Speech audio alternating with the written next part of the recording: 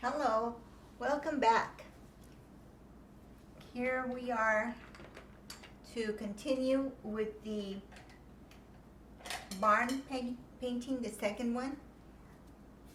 I've got my primary colors right here, and I think I want to start with the clouds first, with the sky. So it's preferable to start with your white and then add a tiny bit of blue to your white and mix it. And mostly I know that my white is going to be used for the sky. And so now I'm using the liquid for media. So if the paint starts feeling a little like it's dragging, then you can just use a tiny bit of the liquid, which I keep in this little box, not box, but container. You can also use linseed oil. Either one is great. So one of the things, this is like a beginner's lesson. So some of these things some of you might already know and be aware of, but some of it's going to be repetitious. So you don't necessarily have to add liquid every time you pick up new paint, or because sometimes you don't need to. Sometimes it's already pretty easy to move without being too thin and weak. I've noticed that's one mistake that is made quite often, where every time you pick paint you think, oh, they have to go into the linseed oil or the liquid, and that is not what you want to do. It won't help, because what happens when you do that, the paint just goes all over the place, too thin, too watered down, or thinned out, and it's not what you want. You want to have a pretty good amount of paint. Now, when you're painting a larger area like the sky, yeah, you may have to go in a little bit more into your liquid, into your media, or linseed oil, whatever it might be that you're using, because you're covering a larger area. So you do need to use it more often. But you don't. One way to watch out if you're going overboard with it is if it starts getting too shiny, then that's going to give you a pretty good hint that it's too much media. And so that's the one way to do it. Now, if you've noticed, I went into these areas, and I'm going to a little more, because there's little windows of sky coming through. It's like that, almost like the lacy look, and it's very, I had already started it before, but now it's quite easy to do because the paint underneath has dried. So now I can just go up in there and pick it up like this. And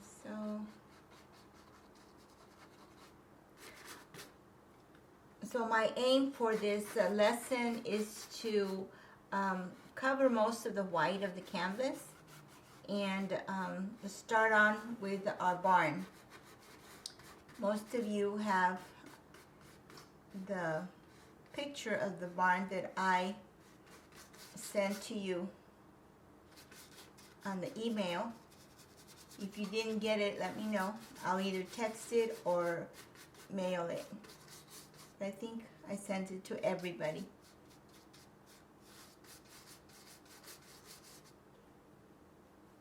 I may come back later and add some clouds if that's what I may want to do that or not. So it'll just depend on how it looks. I have almost like an idea that I'm going to have a little goat here. I was going to have him here, but I don't think I like that area. I think it's going to be in this position, closer to the tree. It's going to be a white little goat. Just something else other than just the tree and the barn. Okay. All right. So now we're going to mix the colors for the barn, and we're going to continue with some of this blue, ultramarine blue, and raw umber, and more ultramarine blue. That roof, it's almost like a gray, almost a silver. So I want to mix it. I'm painting a smaller shape now, a smaller area. So I'm going to go to a smaller brush. Okay, so let's see here. I want to, that looks pretty good. It looks like a gray. And before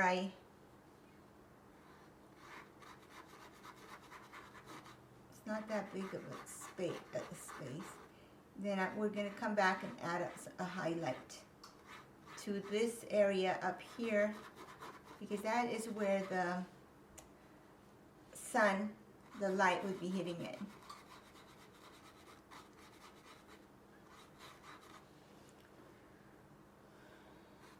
So I'm going to add a little darker color with more raw umber, because right underneath there, because that's where the cast shadow is.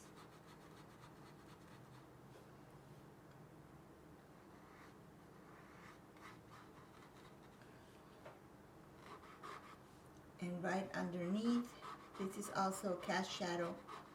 A cast shadow from that roof.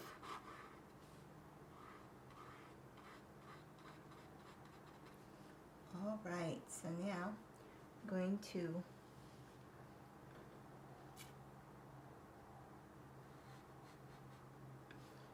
with the same raw umber that's in my palette, I'm not sure if you've noticed, but I really have not cleaned haven't had to use the turpentine, the solvent, very much. Okay, so now I'm going to paint the body of the barn, and with this very limited palette that we have, I'm going to make kind of like a yellow brown, kind of a peachy,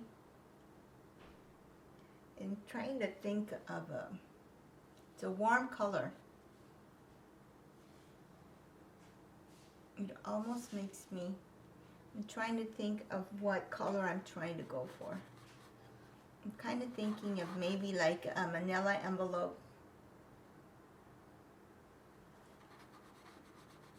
Kind of a neutral, peachy color.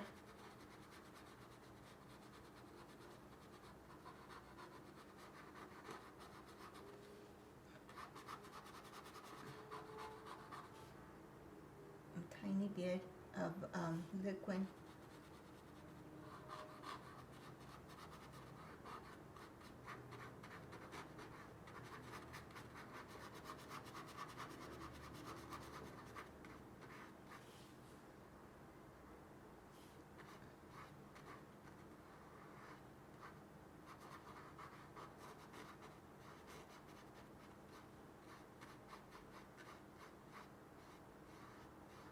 So I'm able to transition from the paint that I already had in the brush without having to clean it because of the color mixture.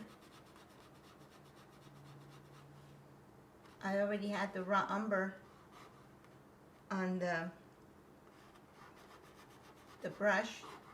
So then just by adding the red and the yellow ochre, I was able to come up with this color. And then you can tweak it some more and say, okay, I think that's too peach. I'm gonna make it add a little more yellow ochre to it, kind of like sun-dried, more pastel-y looking, chalky. And so what I did to get that is I added some more white and yellow ochre. So that's going to be, give me that kind of more of a matte, chalky look, which is what I want. Sometimes you do want chalky, kind of sun-dried wood. Okay, so I think for now I'm going to leave that like that, and I'm going to start with the kind of a red, kind of a dark red, kind of rusty color for the doors.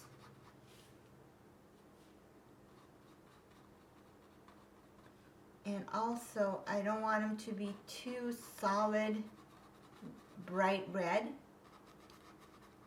And just sort of, kind of a rusty color. And, oh, this one, I don't want them all the same. So the top part is going to have, I'm using raw umber there. And I'm using some raw umber and some of that red to add a little more color to the one door, door right in the middle, right here. Okay. Now this is one of those where sometimes they keep horses or something, where it's like halfway, it opens, partially opens, and then that half door kind of thing, which I like that they're not all three identical doors. This adds just a little bit of interest to it. Now there's another window up here, and that one seems to have a different shape, different color doors, or window, I'm sorry, window is what I meant. Alright, it doesn't have to be so perfect. I'm covering as much as the white as possible. So my aim right now is to get the white covered. And over here we're going to have some foliage. So with my limited palette, see, you're learning how to mix your colors also right now. Whether you're conscious of it or not, that's what's happening. So now I went into my yellow, and I did not even have to clean my brush. See, not too much cleaning. I'm going into my, and just lay in some color. Don't be too careful with it. Just do it. Relax, do it, and have fun. You watch how I'm doing here. Now, on this barn, I'm not going to add the other little attached, like a little house that we had before. It's just going to be a barn because I'm doing more to it, and it's a bigger, it's closer to us. And I'm going to add that little goat in here, so for design purposes. Now when I'm doing a larger area of trees, then I like to use a larger area of a brush. You want to try to work with what's comfortable. And so see, this covers more space faster.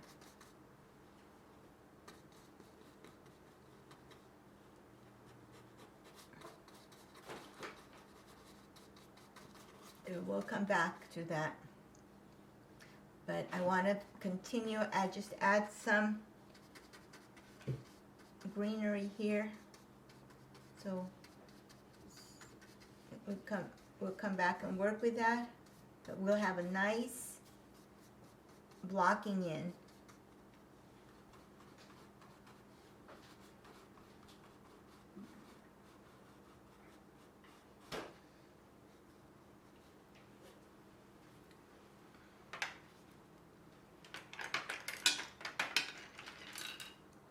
All right, now I'm going to add a little bit of that liquid to a more chiseled, thinner brush. And what I want to do here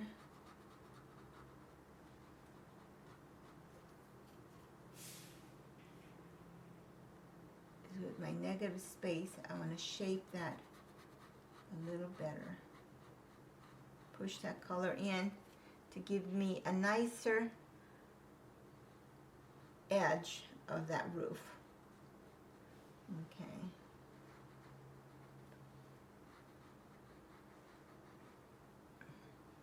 Now sometimes it's helpful if you mix and see if you can, you can still see it. You can come and change it around so that you're comfortable, in a comfortable position to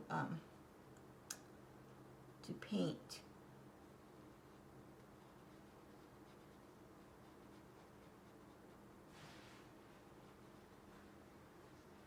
So see, with a smaller brush, more chiseled brush, I can do this nice little tighter edges and corners. So when you're laying in your first round of paint, I couldn't have done that with that thick brush. So, but now with this nice little corners, it can be done a lot easier.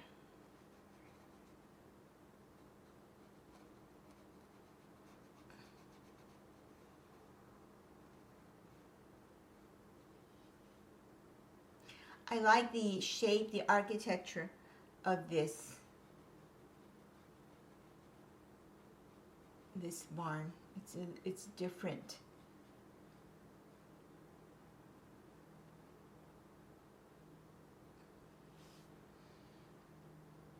Okay, so now I'm going to come back in here and add thinly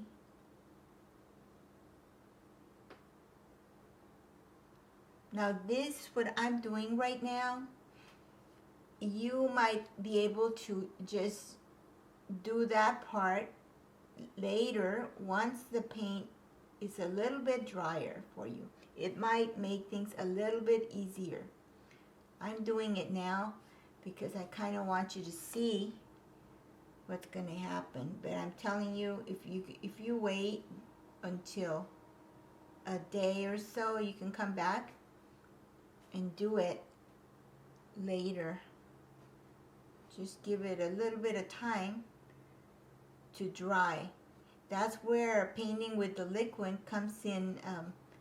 It's useful because it dries quicker than most mediums, quicker than the oils.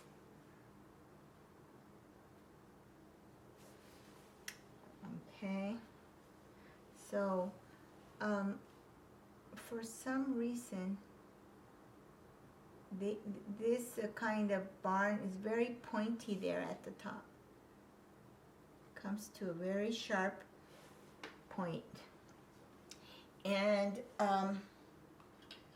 it has like a weird little window also up in here. It's like a vent or something. So what right now that it's still wet, I'm going in there and kind of wiping off some of that, because anybody who's familiar with this type of barns, I think they would probably know that maybe that's something that most of these barns there have. It's like a little window or something. And so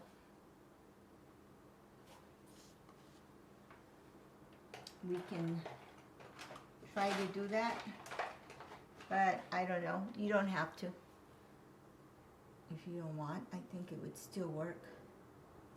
Okay, what I'm doing here is I'm going to wipe some of that out. I want to make it so for sure you can see that it was done. It's an intentional. I kind of like it. It's almost like it adds a little more character, more interest to that.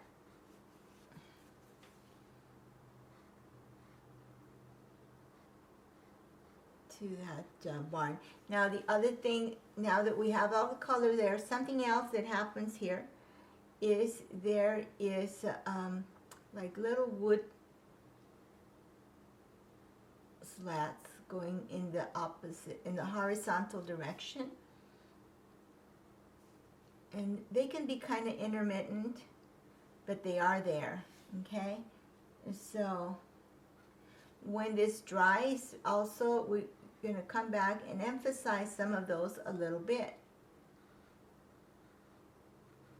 But you will have, by then, have a little head start, and it's going to look better because some of them will be shaded and some of them will be like what we're doing right now, wiped out. So a good way to wipe out is you can go into your media, take the excess off your brush. So now you have pretty much a dry brush, and see the lifting is much more effective this way because you're using a dry brush. That's the difference. Now, something else that can be beneficial, useful to use, is like they have something that's called a mahl stick, which all it is, and that's not what this is, but it's a similar idea, just so that you can rest and pivot your hand when you're doing something, painting closer to your subject, okay?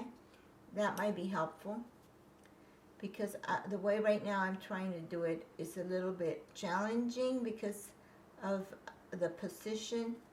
I'm trying to keep it so that I don't lose you, that I want to stay in range of the camera. So because of that, it's a little bit helpful for me to have a little,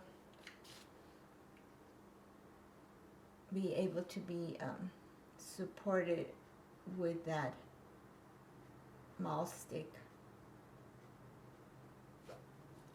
Okay, so I think that for now, this is where I'm going to leave it. I will have to continue. We're going to continue work more on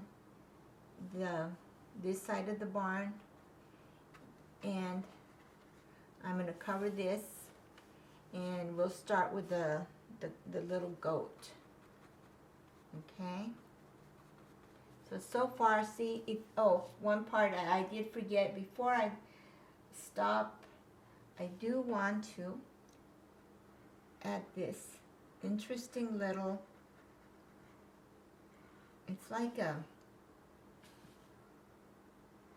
don't know what it is, but it's part of the roof, and it's very, it kind of goes out like a little, I don't know, a little ledge or something.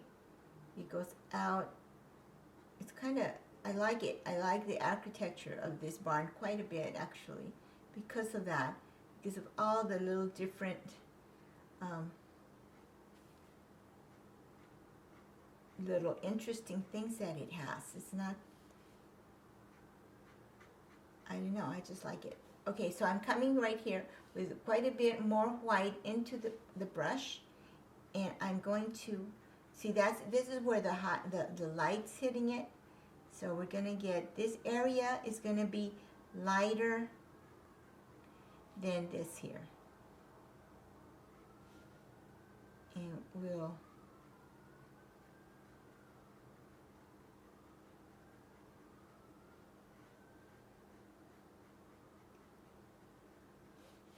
coming together. It's a pretty barn. I like it. We're going to work more with that shadow down here.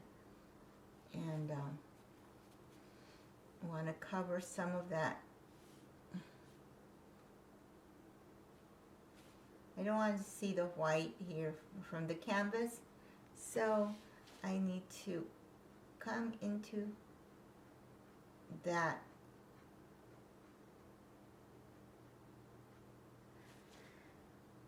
Before it dries, I want to say you need to be out of the way. Okay, so you see what I did? I changed that angle, that edge on that roof and pushed it to the side. And at the same time, this is also to the side. So now I'm just covering, I'm making sure that I don't have that much of that white showing. Now, this is a shadow from the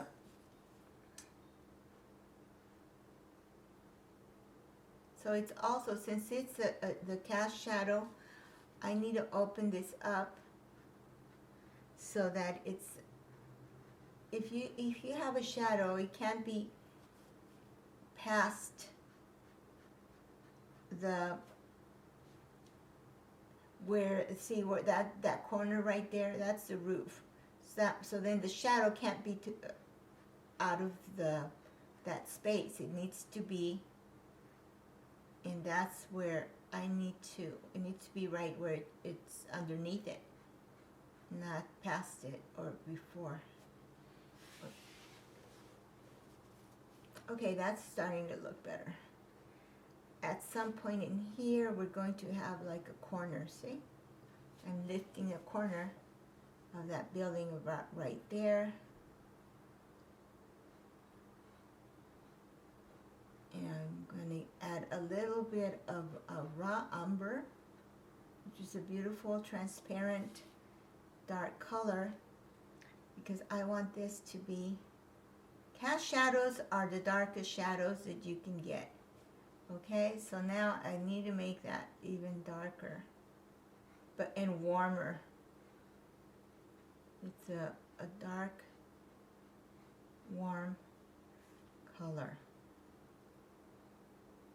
And the value. All right. And so we're going to tweak it a little bit later, a little more, but I'm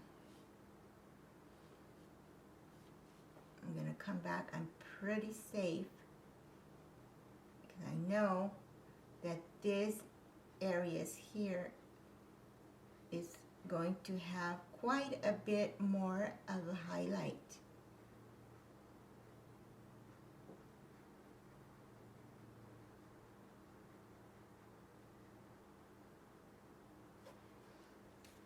Okay, well, that's the session for today. I may come back a little later or tomorrow to continue with this. Thank you very much for watching. Bye.